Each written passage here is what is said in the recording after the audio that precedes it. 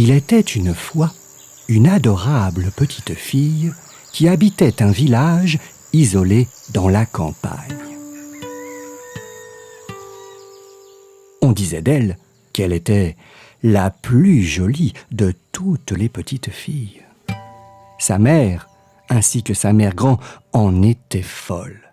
D'ailleurs, sa mère grand, cette vieille dame, lui fit faire un petit chaperon rouge. Quand elle le mit autour de son cou, il lui allait si bien qu'elle ne voulut plus porter autre chose. Depuis ce jour, partout, on l'appelait le petit chaperon rouge. Un jour, sa mère prépara des galettes et lui dit « Apporte ces galettes et ce petit pot de beurre à ta mère grand. Elle est un peu malade et elle sera heureuse de pouvoir déguster ce repas avec sa petite fille chérie. » Le petit chaperon rouge partit aussitôt pour aller chez sa mère grand qui demeurait dans un village situé de l'autre côté de la forêt. En passant dans le bois, elle rencontra le loup. Il était affamé et eut bien envie de la manger, mais il n'osa pas, à cause de quelques bûcherons qui se trouvaient tout proches. Il lui demanda où elle allait.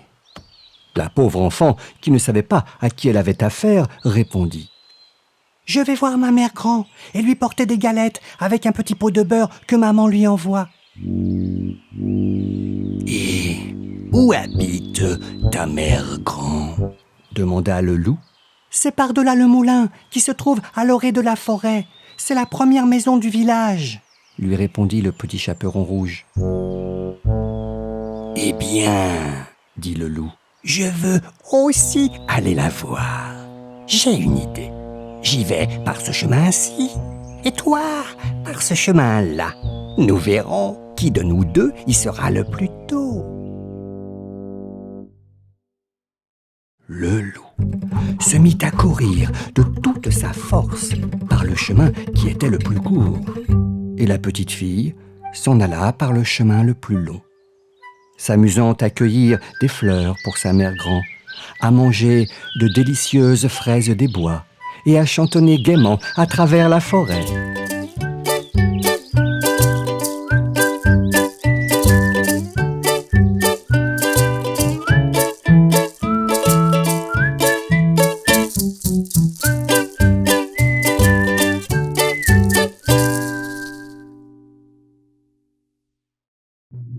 Le loup, lui, ne fut pas longtemps à arriver devant la maison de la mère grand.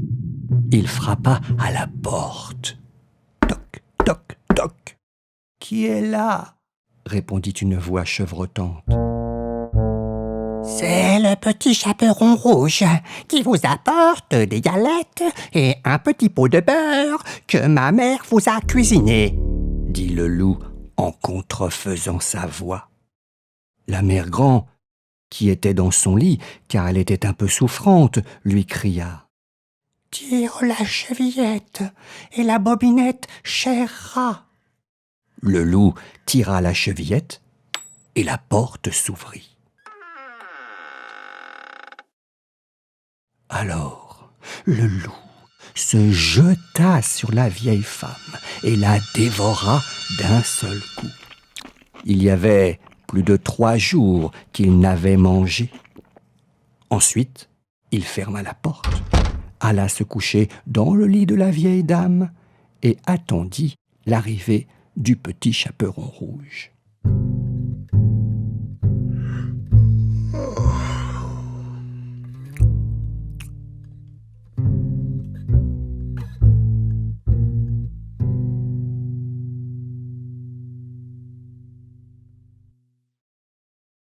Quelques minutes plus tard, le petit chaperon rouge frappa à la porte. Toc, toc, toc. « Qui est là ?» dit le loup. Le petit chaperon rouge prit peur en entendant la grosse voix du loup. Mais, se rappelant que sa mère grand était malade, il répondit « C'est votre petite fille, le petit chaperon rouge qui vous apporte des galettes et un petit pot de beurre que ma mère vous envoie. » Le loup adoucit un peu sa voix et lui cria « Tire la chevillette et la bobinette, cher rat. » Le petit chaperon rouge tira la chevillette et la porte s'ouvrit. Le loup, la voyant entrer, se cacha sous les draps et lui dit « Mets les galettes et le petit pot de beurre sur le buffet et viens t'asseoir à mes côtés. » Le petit chaperon rouge déposa délicatement les aliments et vint s'asseoir sur le rebord du lit, juste à côté de la vieille dame.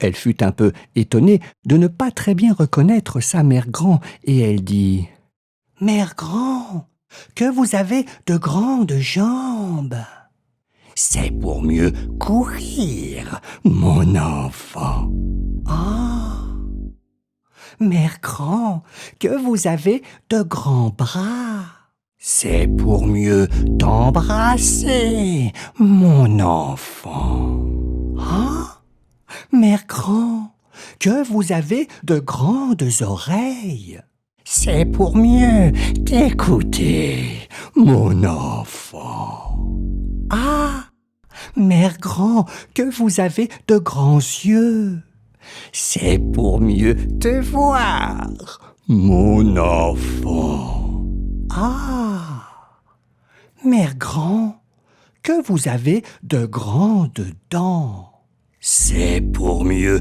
te manger, mon enfant. » Et en disant ces mots, le méchant loup se jeta sur le petit chaperon rouge et la mangea. Moralité, attention à tous ces bonimenteurs et à ce qu'ils te racontent. Car même si le loup ne mange pas les petits enfants, comme il est dit dans cette histoire, il ne faut jamais discuter sur ton chemin avec des personnages que tu ne connais pas. Et ceci est valable dans la forêt, dans la rue, dans un grand magasin, mais aussi et surtout sur Internet.